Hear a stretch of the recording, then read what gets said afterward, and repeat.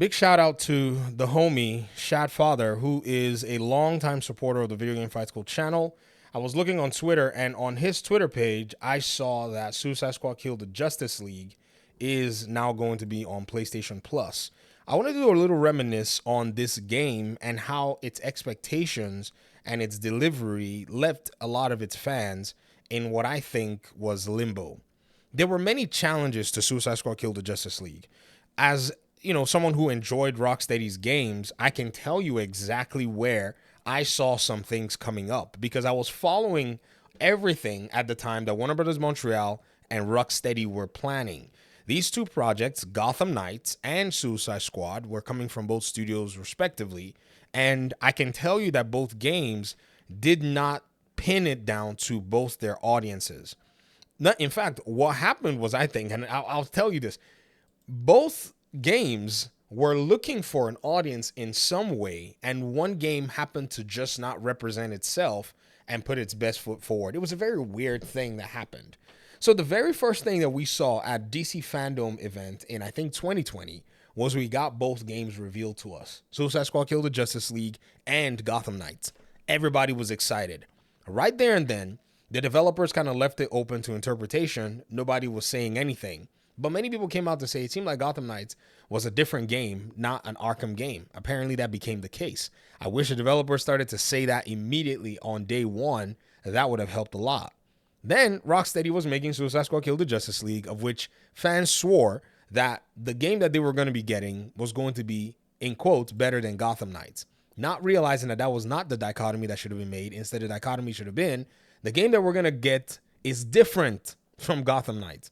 Well, when all was said and done, everybody else was expecting an Arkham game that was playing or would be played along the lines of, say, your Spider-Man game or even your Batman Arkham Origins Night City or whatever it is.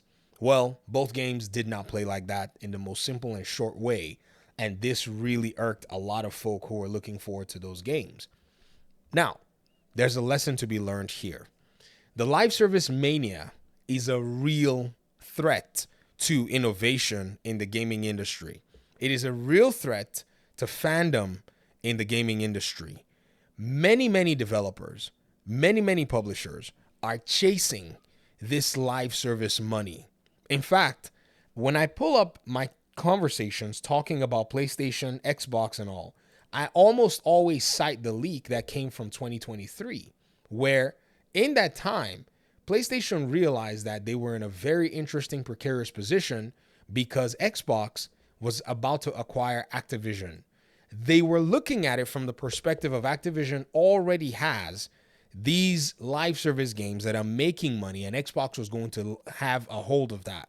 This fundamentally changed PlayStation's position and stance and their behavior to the point where they were running all over the country and talking with regulators to try to find ways to ensure that that deal did not go through.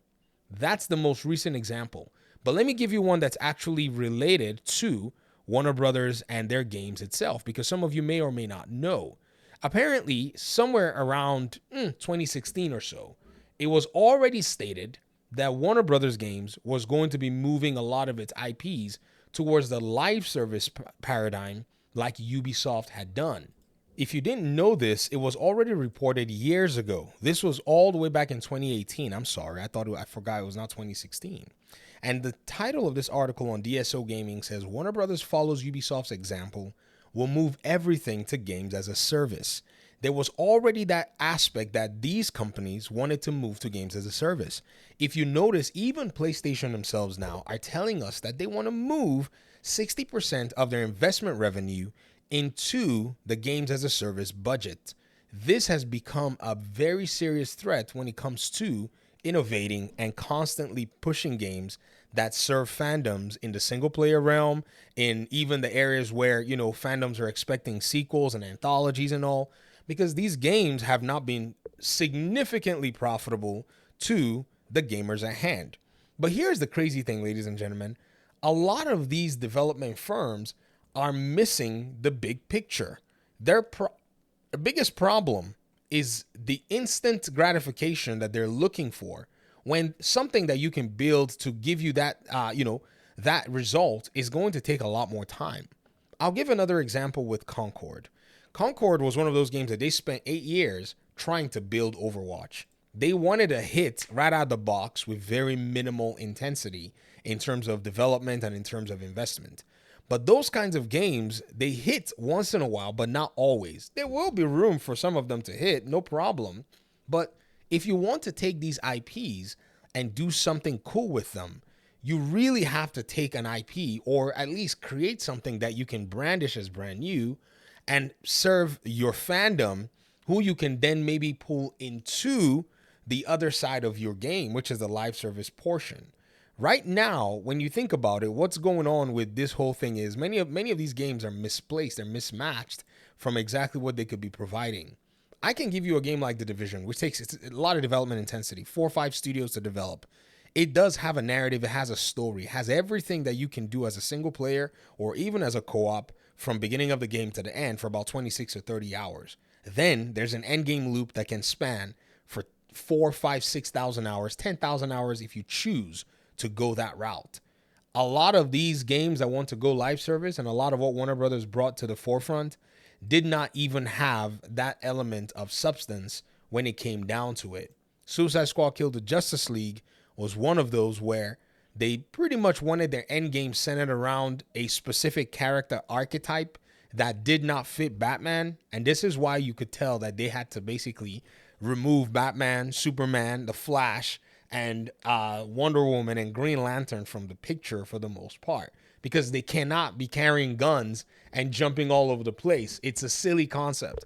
So they found the next nearest best thing, the Suicide Squad, and gave them all guns. So many of you may not have paid attention to this, but this is the logical way for things to have gone.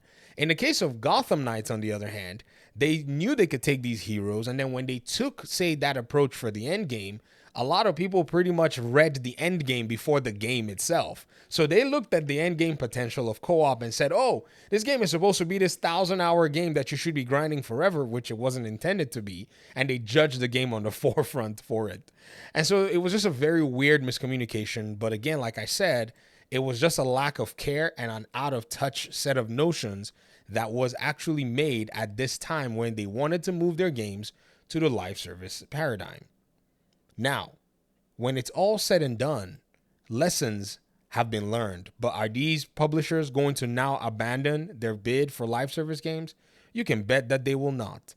They will continue to try to make sure that they get the live service games that stick, and they will continue to sunset games, basically, remove support from games once they get to break even. Warner Brothers is very notorious for this.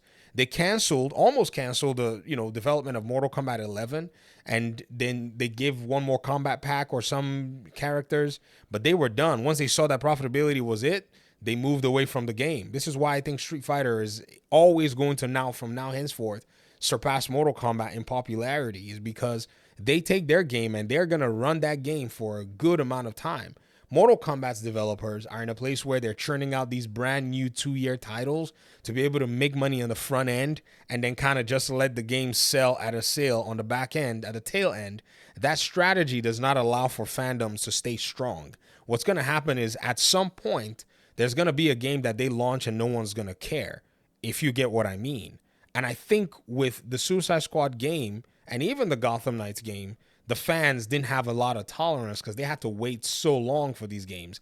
And in between all of that, the Spider-Man games had already come in and continued the Arkham standard and set it more than a gold standard, but more like a diamond and a platinum standard. So by the time they were bringing these to the market, these games were already, in a sense, just not hitting for their audiences as they would have wanted them to hit.